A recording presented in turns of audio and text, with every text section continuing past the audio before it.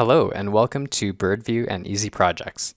In this video, we'll cover how to utilize filters in the Activity Center. Filters create endless possibilities to streamline the Activity Center to your liking. Get started by using the Filters button on the toolbar. A list of standard filters allows you to group and categorize tasks by statuses, assignees, dates, and much more. You can access additional filters using the plus button to toggle their visibility. This is also where you can search for them. Once you like what you see, the current view can be saved and shared up here.